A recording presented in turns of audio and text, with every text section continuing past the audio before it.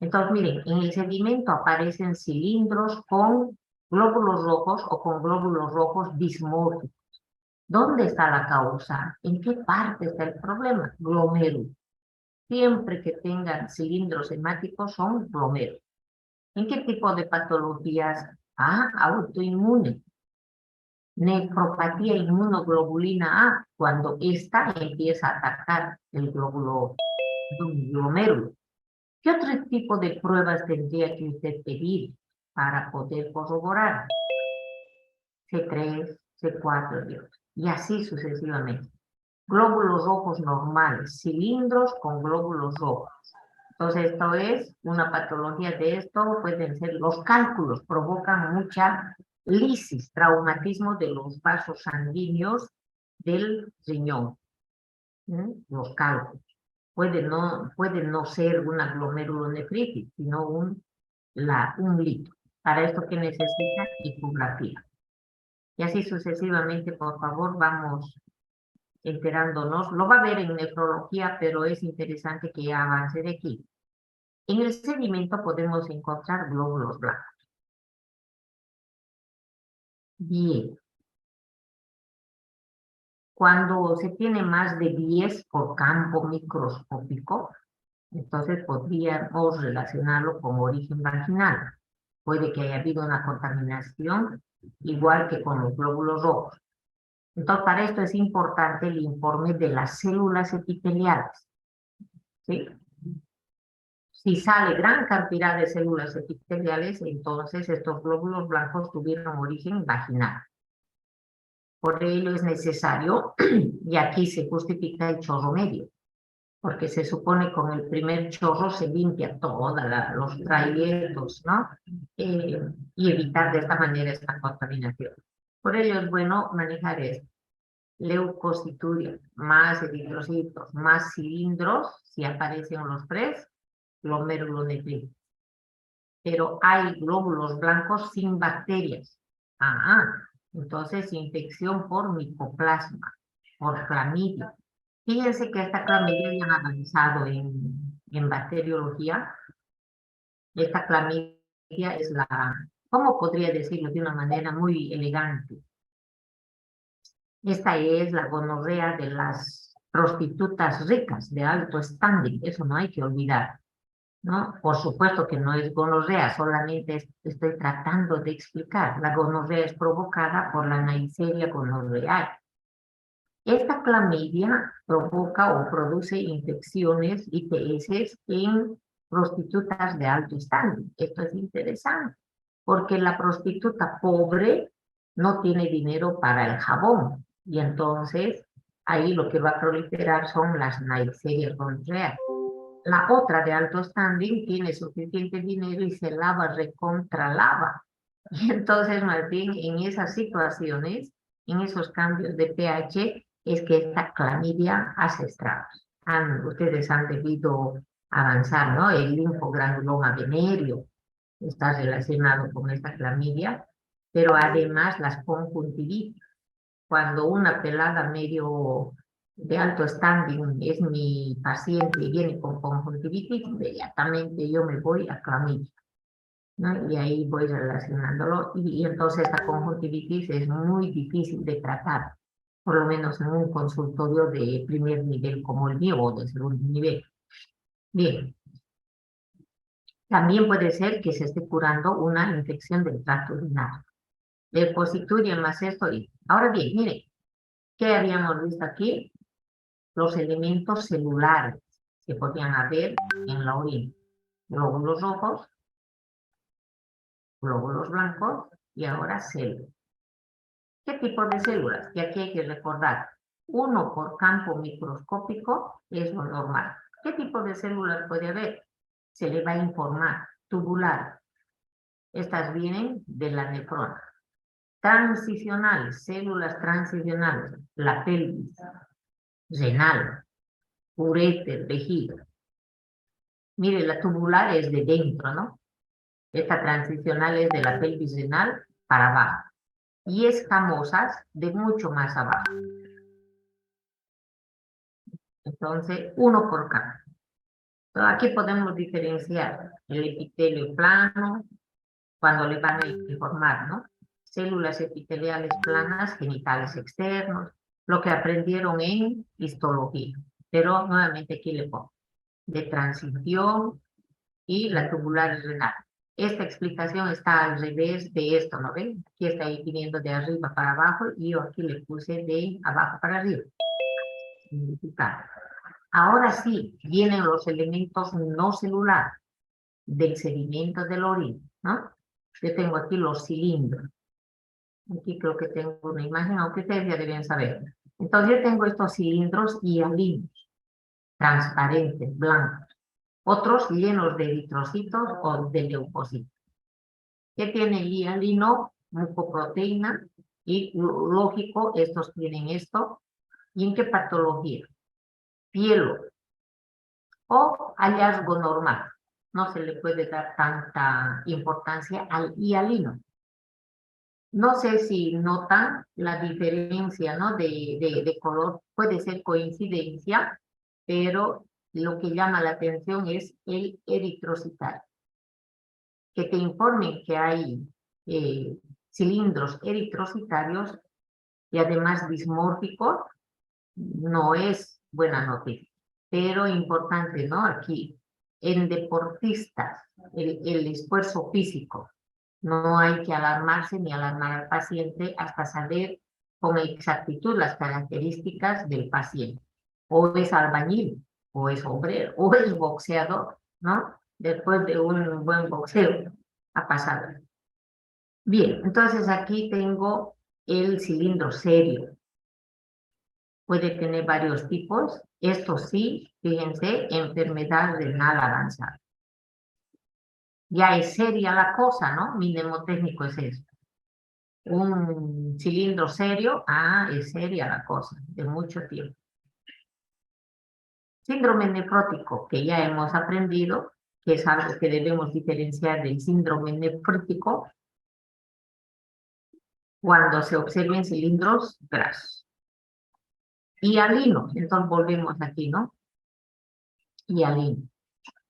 ¿Qué es un cilindro hialino? Y tienen aquí enfermedades renales, esfuerzo físico, los deportistas que acaban, la fiebre, esto sí, hay que tenerlo en cuenta, porque algunas veces se espantan sin necesidad. Los cilindros, entonces, para que vayan recreándose, ¿no? Aquí está el hialino transparente, granuloso, y a leerlo despacio, a memorizarlo. Los serios, que ya son cosas serias, crónica, ¿no? Crónica grave. Estas células epiteliales, como hemos visto aquí, pueden ser de transición y podemos tener los cilindros leucocitarios. Aquí sería bueno nomás poner cilindros leucocitarios para que no se confundan, ¿no?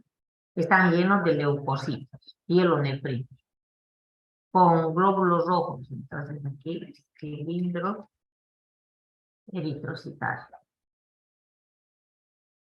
Ahora, los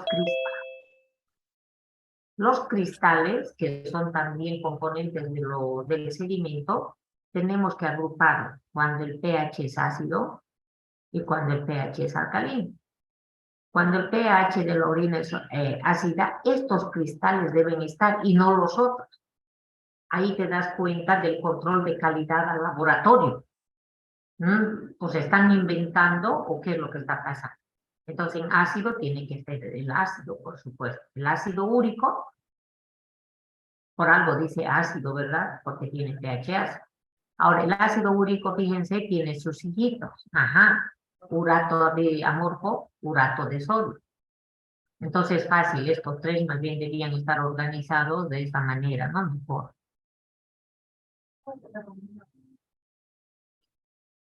Para nunca olvidarse. Cristales de ácido úrico, urato amorfo, urato de sodio. Y los oxalatos de calcio, que vienen a tener la forma de un sobre. Ay, este teclado que no lo conozco, ya no lo dejaré. ¿No? El ácido úrico es muy fácil de distinguir, pero no está en su perfil de ustedes. No tienen por qué saber reconocer, pero sí interpretar el resultado, ¿no? ¿De dónde viene? De las purinas, que son bases nitrogenadas de los ácidos nucleicos. Ya habíamos hablado aquello, ¿no es cierto? El que come carne, músculo, está comiendo muchos núcleos, donde hay ácidos nucleicos. Uratos amorfos como arenilla, este ácido hipúrico que no estaba allá, ácido hipúrico, está mal aquí, yo me he robado estas imágenes, pero aquí no es UPU, es IPU. El urato de sodio que parecen agujas y la leucina que sabe que es un aminoácido. Hay que relacionarlo a este cristal de leucina con el jarabe de arce. Vamos a avanzar esto en teoría, por favor. Jarabe de arce. La orina es como jarabe. Orinas ácida, la de cistina, fíjense las de tirosina, las sulfas, los medicamentos y el colesterol. Ahora, ¿cuándo aparecen los cristales de cistina? En esta enfermedad genética, cistinuria congénita. Orinas alcalinas. Aquí se van a encontrar los fosfatos. Este también debía estar acá. No ácido fosfórico, cuidado, no.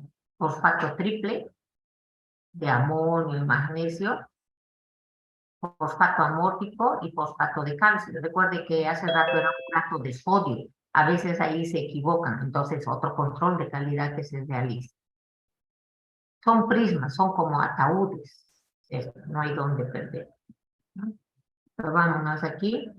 Fosfato triple, mire, parece un ataúd. El amorfo, igual que el urato. Fosfato de calcio y el biurato de amonio, urato del ácido úrico, pero aquí el que manda es el amonio. ¿Cuándo va a aparecer esto? Cuando la persona consuma mucha carne. Amonios. Acuérdese que el amonio se origina en el amino de los aminoácidos de las proteínas. Ahora esto es lo interesante que les comentaba, por favor. Un buen médico pide eco con la información de la vitamina C, porque la presencia de esta en orina puede estar alterando la glucemia.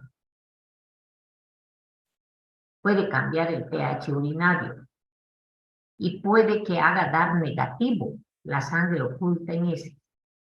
Acuérdense que hemos comentado más de una vez, paciente de 40 años se debe solicitar, aunque él no lo pida, porque él no sabe, no es médico. Entonces hay que pedir sangre oculta en ese. De esta manera podríamos con antelación estar diagnosticando una posible patología a nivel de colon. Si aparece sangre, hay procesos inflamatorios que podrían decantar en un CA. Y entonces, si yo mando a hacer ese, sangre oculta en heces y aparece vitamina C en la orina, la sangre oculta que es positiva podría ser negativa. Bien, si se corta, volvemos, por favor. Tengo 5. Ahora sí, vámonos a esta prueba que más de una vez usted lo va a tener que solicitar. Proteínas en orina, pero sí yo sé que es 0. No, pero es que ahora es en orina de 24 horas. Esa es la consigna. Y la depuración de la creatinina. ¿Se acuerda? Ya hemos visto este lunes con el nombre de Clearance. ¿Sí? ¿Qué es Clearance? En inglés es Clearance. El que sabe inglés, Clearance será, ¿no? Pero se escribe Clearance con C. Entonces, Clearance significa la unidad de tiempo en la que mi riñón limpia el plasma de creatinina. ¿Para qué necesito saber proteínas en orina? para poder confirmar mi diagnóstico de patología renal. Porque en la tirita de ego me salió positivo, una cruz o dos cruces, pero el resto de los datos clínicos está bien, entonces yo entro en conflicto como médico, entonces digo, no, mejor voy a hacer proteinuria en 24 horas para tener seguridad. Bien, entonces, ¿qué tengo aquí? Lo normal es que no haya proteínas en orina. Sin embargo, en ciertas condiciones fisiológicas como el embarazo o el trabajo físico o la fiebre, puede que surja o haya proteínas en orina. Para ello, se cuenta, o estas serían mejor los que hay que memorizar, ¿no? Si en los dos síndromes necesito yo tener proteinuria de 24 horas. ¿Qué reactivos se utilizan? Los típicos, pero lo que no puede faltar es reactivo, el kit de reactivo de proteínas en orina y el espectrofotón. ¿Cuál es la técnica? Lo que hemos venido repitiendo. 3 tubos, el estándar se coloca acá y el activo, y leerlo a 600. Cálculo miligramos de proteínas en 24 horas es dividir, aquí, ¿no? ¿Qué era? Aquí que es la concentración del estándar sobre la absorbancia del estándar por el volumen y hay que multiplicarlo por 1000. ¿Qué es la B? Volumen de la diuresis. Por ello se mide. Lo primero que se hace, tanto en el hospital, si el paciente está hospitalizado, enfermería, interno y el médico tiene que tener la seguridad cuánto orinó en 24 horas, ¿no? Y 1000 es la concentración del estándar. De esta manera, claro, se va a llegar a establecer cuánto de proteínas tiene en 24 horas. Y este es el tema que no puede faltar, ¿no es cierto? Ego y diabetes o digo glucemia no puede faltar. Entonces, aspectos bioquímicos, glucemia. Puede cambiar ese tipo. A manera de repaso, la glucosa aquí es el compuesto clave. Debemos recordar que se forma, ¿dónde se forma? En los vegetales. ¿No es cierto? Que se transforma en almidón, en estos cereales, tubérculos como la papa, el, el camote, o fructosa en las frutas. Fíjense que hasta en el segundo parcial había gente todavía que escribía fructuosa. Por supuesto que está mal. Si tantas veces repito que no es fructuosa. Bien, los carbohidratos quizás son lo más importante de la dieta para la fuente de energía. Debemos saber que estos azúcares que ingresan por la boca son digeridos hasta monosacáridos. ¿Qué son monosacáridos? Glucosa, fructosa, galactosa, manosa, ribosa. Entonces se absorben. ¿Qué significa se absorben? Que pasan a la sangre hasta el intestino y luego a través de las venas mesentéricas va a llegar vía porta al hígado. Y en el hígado se lleva a cabo la mayoría de los ciclos biológicos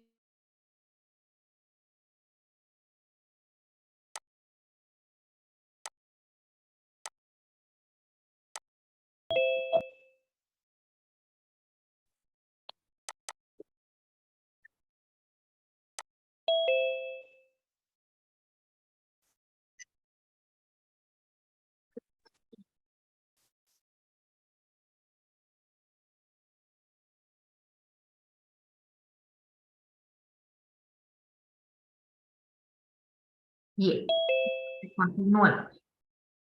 Entonces, la importancia de diferenciar esta absorción con B de belleza de la absorción con D de dedo. Son fenómenos diferentes, por favor. ¿Sí? Es importante resaltar que aquí voy a anotarlo, ¿no? Que la absorción, por ejemplo, se va a dar, la absorción se va a dar, ay, no le conozco los acentos en este teclado nuevo. Ya, sin acento, qué pena, no me gusta escribir sin acento. Se va a dar, por ejemplo, cuando estemos administrando carbón activo.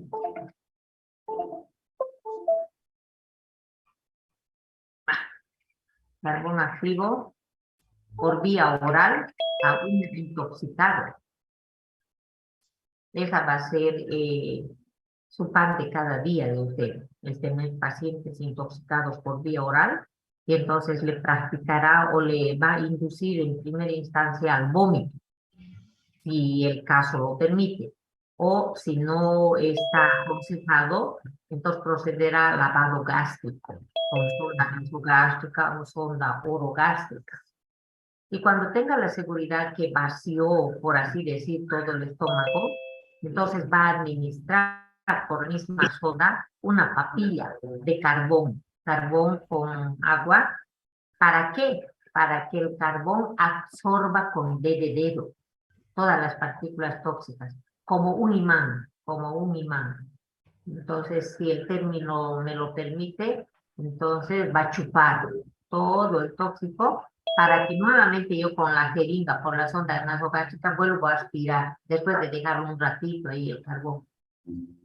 Y de esta manera voy a evitar que se absorba el tóxico. Y de esta manera reduzco, ¿no es cierto?, la posibilidad de que mi paciente se muera. Entonces, de vital importancia diferenciar estos dos temas. Bien. Entonces, en el hígado se va a llevar a cabo la mayoría, por no decir todos los ciclos bioquímicos relacionados con la biotransformación de la glucosa. Uno de esos puntos es el catabolismo. Nosotros sabemos ya que el catabolismo de la glucosa se puede llevar a cabo por glucólisis, por descarboxilación oxidativa del piruvato, por el ciclo de Krebs, por el ciclo de las pentosas y por el ciclo de Cori. Pero no debo olvidarme algo que el lunes hemos aprendido, que la glucosa puede experimentar oxidaciones directas. Uno, en el carbono 1, y entonces se llama ácido glucánico. O la oxidación en el carbono 6, y ahí entonces se llama ácido glucurónico, para que me dé glucuronato y se pueda ligar, por ejemplo, con la bilirrubina. ¿Sí o no? Ahora, también existe la posibilidad que la glucosa se oxide en los dos, en el carbono 1 y en el carbono 6. Entonces ahí ya es glucónico. Mercedes así fácil, mira. Glucánico, la A arriba. Urónico abajo. Y cuando son los dos, ónico, glucónico. ¿Ah? Ahora, ¿por qué sucede y para qué sucede y por qué Dios inventó eso? Sobre todo para que se dé el ácido glucurónico, que al perder un hidrógeno me dé glucuronato. Y el glucuronato es un anión que todos nosotros tenemos. Por eso debemos consumir azúcar, ¿no? Para tener aniones. ¿Qué son aniones? Son así novios que están esperando. Entra un tóxico novia y entonces con el que se lleve mejor se liga como con la bilirrubina, Y entonces forma un matrimonio hidrosoluble que va a salir mediante la diuresis. Este es el fin. Entonces ahora comprenderán por qué su mamá cuando sospecha que su perro está intoxicado, ¿qué hace? Agüita con azúcar, no sé si ha visto. Cuando alguien está borracho, ebrio, cuando alguien se desmaya, cuando alguien no sé qué, su mamá, agüita con azúcar. O también he visto, es un poquito de aquí de sacarosa y que chupe, ¿no? Interesante. Fíjense cómo esa sacarosa me va a dar glucosa y la glucosa se va a oxidar en el carbono 6 y me va a dar glucuronato. Recuerden el tema de Rasputín, ¿se acuerdan de Rasputín o no? Rasputín, monje ruso, van a leerlo, por favor. Es un personaje dentro de la historia de Rusia. Y entonces era controversial. Era un Evo, ¿no? Tenía sus teorías en contra de lo que puede ser de lo que pensaba la mayoría de la gente. Y entonces llegó a tener mucha fama. Era un monje rebelde. Y entonces la zarina, la esposa del zar, lo manda a llamar a él y llega a tener amistad con él. Y entonces, por una u otra circunstancia, Rasputín se pone a cuidar del hijo de los zares, que tenía hemofilia. Recuerden que la mayoría de esta gente de Europa llegó a tener hemofilia porque se casaban entre hermanos, entre primos. Y entonces tenían problemas ahí con el factor 8 de la coagulación, ¿sí? Por cuestiones genéticas no eran capaces de sintetizar aquello. Por lo tanto, estas personas, hemofilia, algún golpe, algún trauma, y perdían, no podía coagular la sangre. Entonces tenían necesidad de consumir sangre, por eso hemofilios, filos. Y entonces se fue relacionando al Drácula. Desde este punto de vista, se trata de explicar que el vampiro humano, que el Drácula, en realidad lo que tenía era hemofilia. Y que por esta razón lucía como lucía y todo lo demás. Entonces, este zarcito tuvo ese problema y entonces, como cualquier madre, la zarina lo llamó al Rasputín para que lo pudiera curar a su bebé. Y esta enfermedad se caracteriza porque tiene recidivas. Aparece, desaparece, aparece, desaparece. Y evidentemente coincidió la presencia del Rasputín con una recidiva de la enfermedad. Y entonces la zarina que vino lo curó. ¡Qué maravilla! Realmente sirve. Y entonces, hasta donde yo sé cómo lo puedo interpretar, la amistad con el Rasputín se hizo cada vez más estrecha entre ella y él, y entonces el pueblo empezaba a comentar de que el zar tenía cuernos, ¿no es cierto? Y entonces eso no le iba a hacer bien al Estado, al gobierno. Y entonces los asesores dijeron, vamos a matar a Rasputín. Tenemos que matar porque la zarina no puede tener amante. Bien, entonces alguien le tendió una trampa, una emboscada. No, él era atleta, lo que sea, los mató. Y así no se pudo. Hasta que alguien dijo, ya, lo vamos a matar con cianuro. Y como este es un goloso, le vamos a poner en los panqueques, canapés, en estos bocaditos con azúcar, lo mezclamos, porque él, si le ponemos en el vino, va a oler a almendras amargas, no lo vamos a poder, nos va a matar a todos. Y así lo hicieron. Y entonces el Rasputín empezó a comer canapés, uno, otro, y no caía. Ahora la explicación es que en el canapé había exceso de glucosa que se convirtió en glucuronato. Y el glucuronato tiene la capacidad de ligarse al cianuro, CN. Y el cianuro, cuando está casado, no puede atacar a la citocromo C oxidasa y tampoco a la hemoglobina, ¿no? Entonces, el glucuronato se ligó al cianuro hidrosoluble y salió en la diuresis. Y como ese tiempo no se sabía estos detalles bioquímicos, entonces la gente dijo, tiene pacto con quien, ya saben, no quiero ni decir su nombre, ¿no es cierto? Y empezaron a respetarlo más. Revísenlo, jóvenes, pero en eso va todo este tema para que nunca más nos olvidemos. Cada que usted esté consumiendo azúcar, recuerde que es glucosa que se puede oxidar en el carbono 6 y que me da glucuronato y que puede servir para ligarse con diferentes xenobióticos como la bilirrubina. Y hay que acordarse ahí el cianuro para que nunca más se le borre. Esta es la explicación por qué a tantos pacientes lo primero que hacemos es administrarles suero glucosado, siempre y cuando no sea diabético, claro. Entonces ahí tiene muchas justificaciones para estarse usando glucosa. Quizás mi paciente está hipodinámico, está dinámico porque tiene hipoglucemia. No le puedo hacer su glucemia, pero no lo va a matar, entonces glucosa. O tal vez tiene alguna sustancia que está ejerciendo un efecto negativo, tóxico, entonces le estoy administrando suficiente glucosa para que se convierta en glucuronato y tengo la esperanza que me lo saque, ¿no? Ahí va. Entonces, de ahí se pone de moda de que cualquier paciente que llega al hospital, ¿qué cosa es?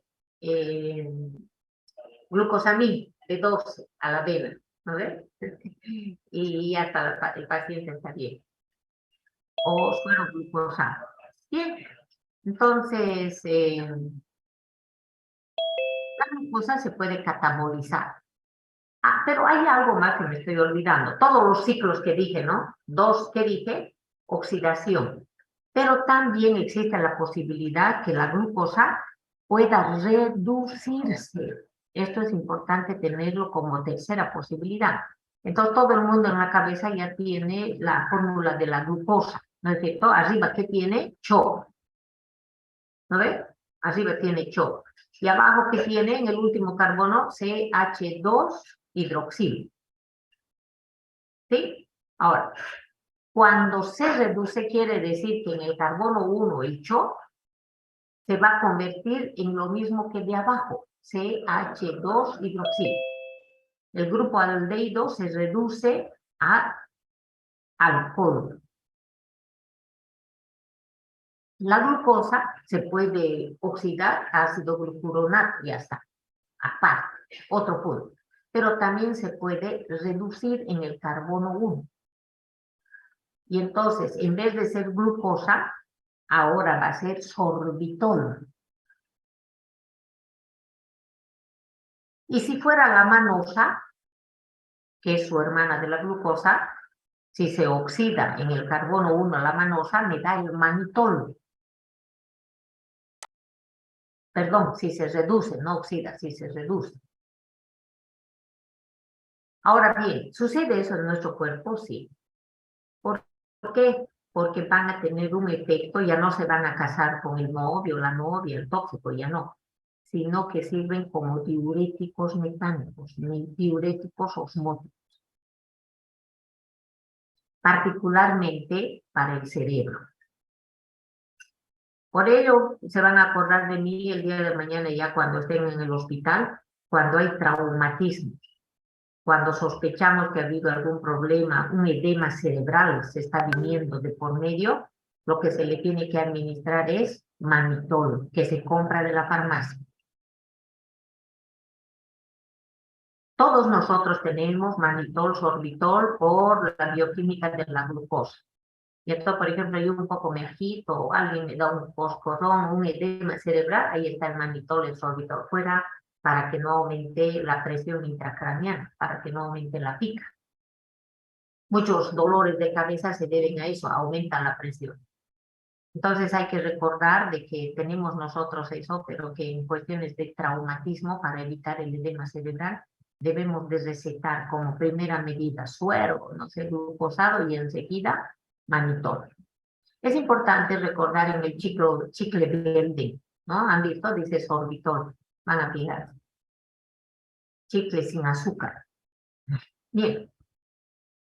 La otra vía es que la glucosa se pueda almacenar como glucógeno. Esto es importante diferenciar. La glucosa en la célula puede ir a la izquierda a su catabolismo o puede ir a la derecha a su anabolismo. ¿Cómo se llama este último proceso? Glucogenogénesis, cuando se almacena.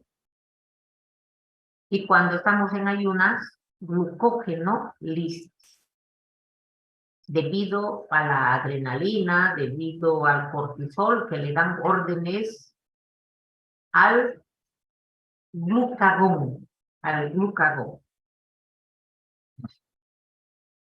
Ahora, gluconeogénesis, cuando otras sustancias que no son azúcares se convierten en glucosa y posteriormente glucógeno.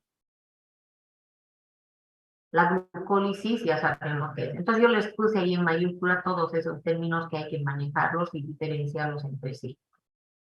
La concentración de glucosa en sangre se denomina glucemia o también podemos aceptar como glicemia, aunque varios no están de acuerdo, porque pareciera que fuera la glicina, ¿no?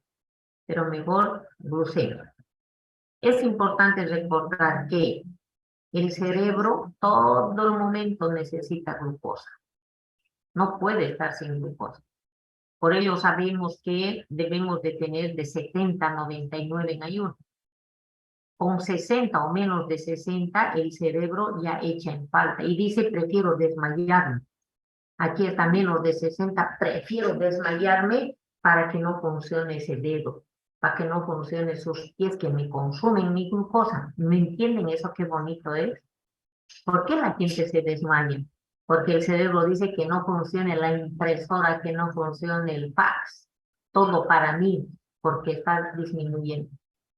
Esta es la explicación por qué la persona desmayarse, ¿no?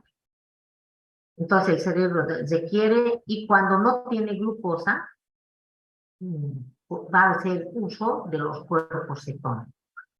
Esta es la otra explicación por qué tenemos los 3 cuerpos cetónicos que sabemos de memoria, esos nombres. Entonces, en un ayuno prolongado en el que probablemente ustedes están, entonces ahí entran en juego los cuerpos cetónicos. Ahora estos cuerpos cetónicos muy importantes para el cerebro, para la computadora, pero también sirve para el corazón. Cuando avancen en cardiología se van a encontrar que las fibras musculares cardíacas tienen sus depósitos de cuerpos cetónicos. Cuando la glucosa se encuentra en concentraciones mayores a la fisiológica, surge este término, la glicosilación de proteínas. Entonces, ¿qué proteína conocemos? La hemoglobina, ahí está. Yo tengo tanta glucosa en sangre y mi cuerpo dice, ¿qué hago ahora si no gasto? Entonces la llama la hemoglobina y te llena en su mochila de mayor cantidad. La hemoglobina siempre tiene glucosa, tiene su mochilita, su reserva de 3%, 4%, 5%. Pero cuando hay un exceso, entonces pasa del 5%. 6% ya tiene significación clínica que la hemoglobina tiene. Sin embargo, fijémonos que las neuronas también se van a poder cargar de glucosa. Y esto podría ser la explicación por qué los niños gorditos son los menos, no sé si es la palabra correcta, pues menos inteligentes. Son los que menos aprovechan el estudio. No sé si ese es el término correcto. Porque se maneja la teoría de la glucosilación o la glicosilación de las neuronas. Pero también aquí tenemos, ¿no? Miren, cristalino, proteínas del cristalino. Esta es la explicación por qué los diabéticos se vuelven cieguitos. ¿No es cierto? ¿Sí o no? ¿Por qué va la persona, el diabético, al médico? No va por lo que orina mucho, nada, sino dice, no veo bien. ¿Y por qué está pasando? Porque las proteínas de su cristalino se están glicosilando. Tiene lógica, ¿no, Mercedes? Cuando lo estudias así, y no solo de memoria, que es a lo que voy. Ahora, esto también puede provocar el envejecimiento de las proteínas, claro, de las enzimas. De ahí que un diabético nunca va a lucir al tiro, se da cuenta uno ¿Quién tiene diabetes? Bla, bla, bla. Concentración de D-glucosa. ¿Por qué estamos hablando de la D-glucosa, D-glucosa? Sabemos que la glucosa puede estar en la forma D y en la forma L. ¿Sí? Esto hay que recordar de nuestros primeros apuntes. Nuestras enzimas humanas están programadas para reconocer a la D-glucosa. Y cuando se trata de aminoácidos, nuestras enzimas están programadas para reconocer a la forma L. ¿Sí? Recuerden que esta forma D depende dónde está el hidroxilo, ¿no es cierto? En el carbón asimétrico. Carbón asimétrico se llama aquel que puede llevar el hidroxilo a la izquierda o a la derecha. Por ello, aquí, algo más que quiero comentar. Nosotros en la farmacia tenemos ampollas de D-glucosa, el glucosamín D2, ¿ya? Pero también tenemos la L-glucosamina para los diabéticos, ¿se entiende? Porque las enzimas de ese diabético no van a reconocer a la L. Ahora, la concentración de la glucosa tiene que ver con la insulina y el glucagón. Lo sabemos. La insulina funciona después de en la etapa postpandreal, después de las comidas. Y este otro en el ayuno. Entonces, el glucagón aumenta la glucemia y la insulina disminuye. Esto hay que volverlo a leer y así. La insulina, además de hacer lo que acabamos de comentar, es anabólica, porque gracias a la acción de la insulina se van a sintetizar otras estructuras químicas. Aquí lo que ya sabemos, después de la comida aumenta la glucosa y tendrá que trabajar la insulina, tendrá que ligarse a sus receptores, a los receptores de la insulina de la célula, para que la célula permita el ingreso de la glucosa. Ahora esto es importante, ¿no? En el cerebro, en los eritrocitos, la glucosa no necesita el permiso de la insulina. Es interesante. ¿Por qué? Porque se tiene que asegurar que el cerebro toda la vida tenga glucosa. Entonces ahí como que no tiene receptor la insulina. Pero sí en el tejido adiposo y muscular. La insulina tiene que ayudar que la glucosa pueda ingresar. Esto es maravilloso, este párrafo, para que entendamos por qué no morimos tan rápidamente. Glucosa ingresa a la célula por la proteína transportadora. Ahí están los famosos GLUTs, G-L-U-T, ¿no? Las proteínas transportadoras. Que lo hemos visto ya en la absorción.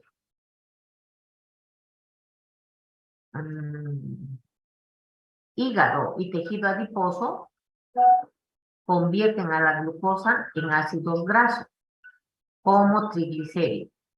¿Se acuerdan de esto que habíamos avanzado cuando la fructosa 1,6-bifosfato por la aldolasa se divide en dos triosas, el hijo pródigo, ¿se acuerdan? Que es la dihidroxiacetona fosfato. Esa tendría que volver al otro lado para convertirse en su gemelo, que es el gliceraldehído 3-fosfato, por la triosa fosfato isomerasa. Pero cuando la persona traga, el pródigo no puede volver al otro lado. Y entonces tiene que irse por allá y se convierte en glicerol. Y entonces ahí se va a ligar a ácidos grasos. Esto hay que recordar para eso, por favor.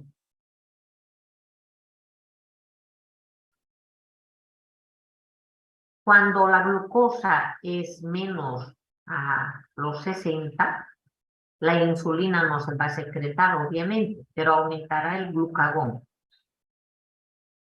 para que el glucógeno se vaya lisando. Y con este gráfico podemos entender, si es el término, ¿no? Cuando la glucosa está elevada, trabaja la insulina que sale del páncreas. Del páncreas también sale de las células alfa el glucagón, cuando el nivel de glucosa está bajo. Entonces, este glucagón estimula la liberación de D-glucosa. Fíjense cómo este autor le da mucha importancia a este isómero. Y una vez que está en la sangre, la glucosa en el músculo puede convertirse en glucógeno o en energía.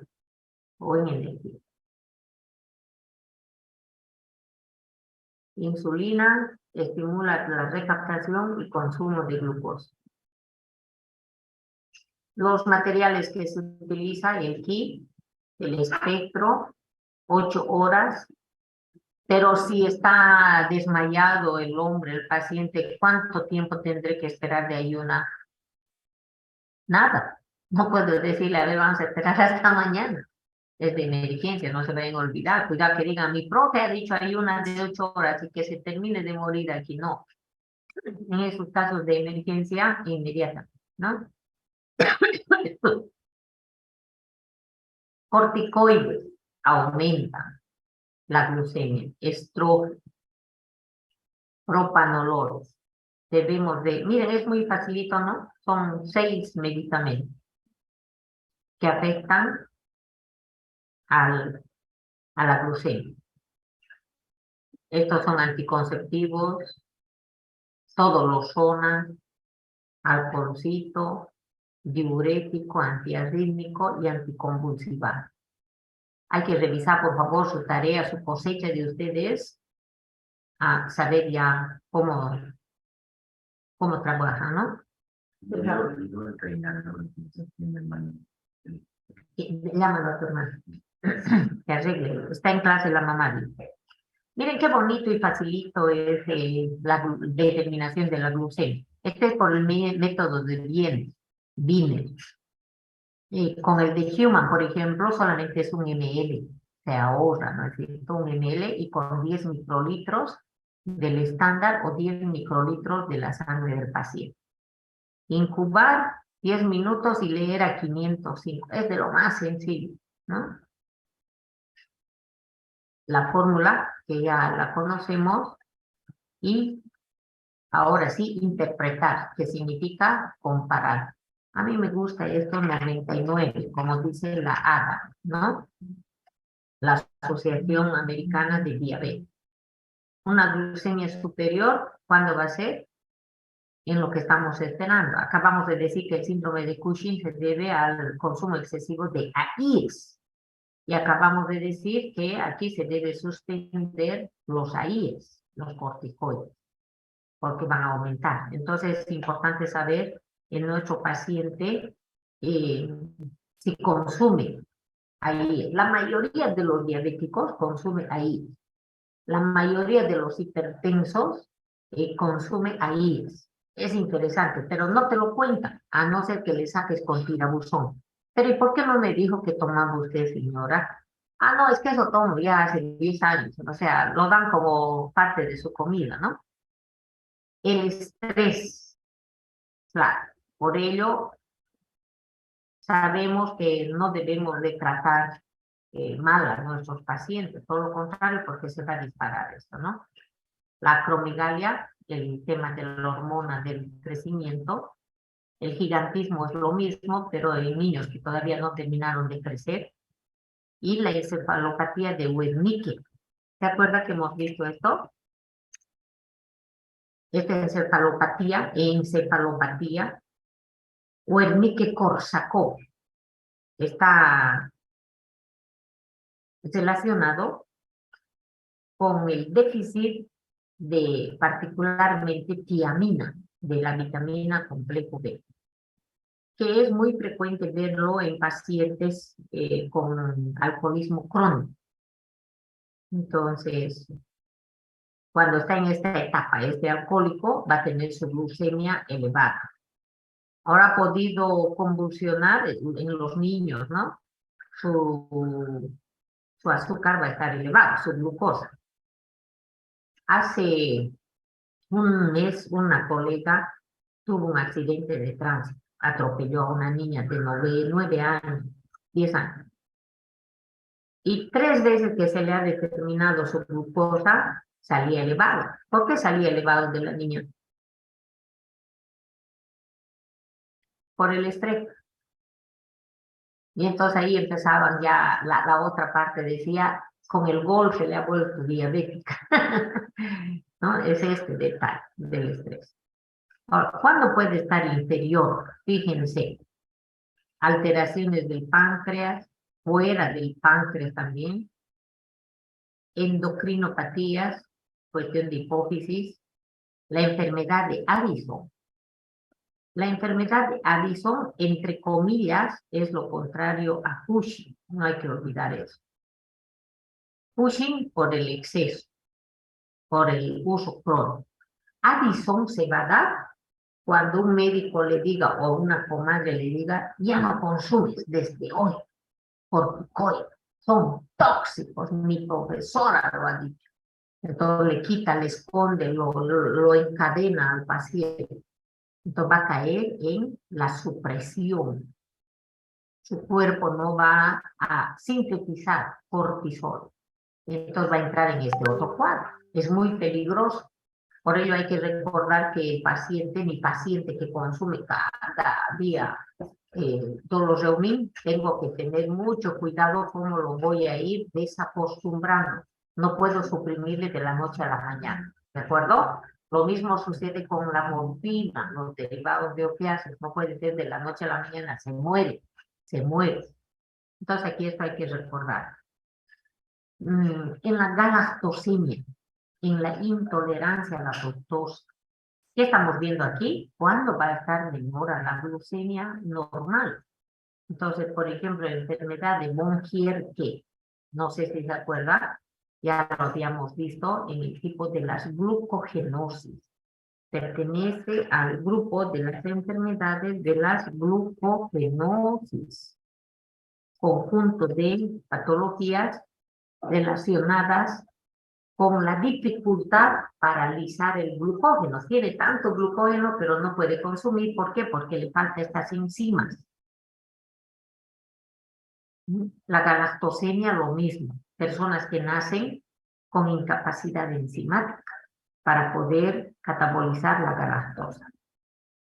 Vamos a avanzar ya metabolismo de lípidos. Ahí vamos a ver cómo la carnitina es fundamental para poder metabolizar ácidos grasos, pero indirectamente va a disminuir la concentración de la glucosa. ¿Ya? Entonces, ya no me queda, pero sí. ¿Qué es la hemoglobina glucosilada? La hemoglobina se abrevia así, ¿no es cierto? Miren, HB, y tenemos la A, la normalita. Aquí está, miren, la A, tenemos la A2 y la fetal. Muy bien. Ahora, dentro de la A, yo puedo encontrar la 1A, la 1B y la 1C. De eso viene. No es la A2, por ello tiene esta abreviatura. Ahora, de cómo es que se diferencian por electroforesis, ¿se acuerda? Electroforesis, como esta es una proteína, la electroforesis es el proceso mediante el cual se separan diferentes clases de proteínas. La electroforesis sirve para proteínas.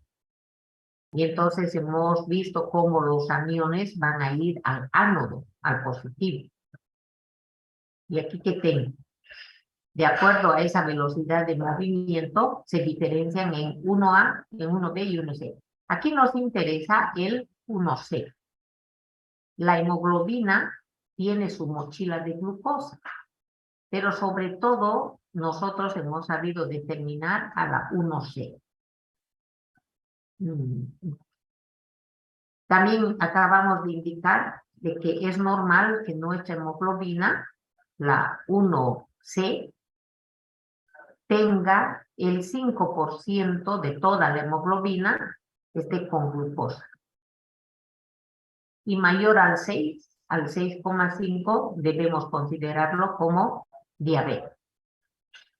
7% esa patología no está siendo bien controlada y podría llegar a un fallo renal. Yo aquí quiero resaltar que se solicita esta prueba para que de manera precoz yo ya pueda más o menos.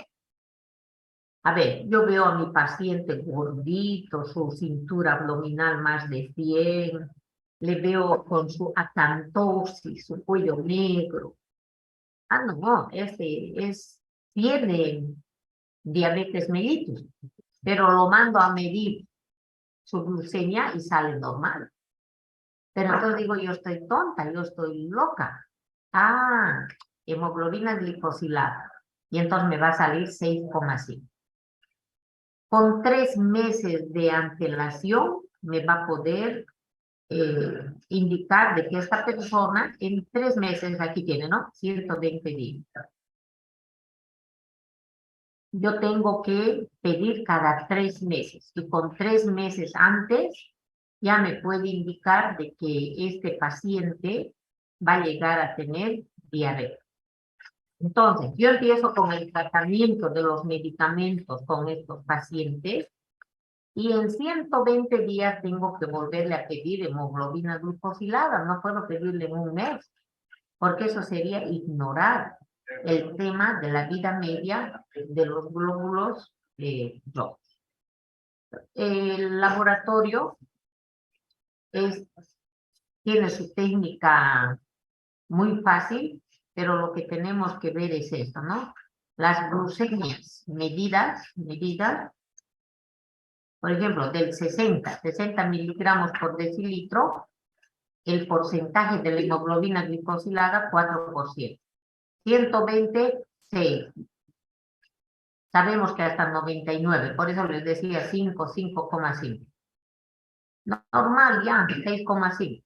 Pero 7% el riesgo moderado y a partir de 11 un riesgo crítico. Debemos tomar en serio 9,5.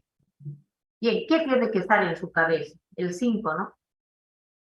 Para mí es 5. Con 6,5 empiezo a temblar y con 7 debemos recontra temblar. Y 9,5 es que el paciente no cumple la dieta, no tiene adherencia al medicamento, no toma. 2, 3 días antes de ir a su médico vuelve a tomar, se le hace glucemia y sale normal. Pero su hemoglobina glucosilada está muy mal. Bien, jóvenes, creo que conseguimos el objetivo. Me falta la fructosamina, 70. Esta fructosamina y la tolerancia a la glucosa. Esto es necesario que lo sepamos, ¿no? Me sale positivo la glucemia. Me sale negativo glucemia, normal. Hemoglobina glucosilada, normal. Ah, entonces pensemos en la tolerancia a la glucosa. Vamos a ver eso cómo se realiza. De alguna manera tienes que dar con tu diagnóstico. Tienes que tener un aval, porque tú por tu clínica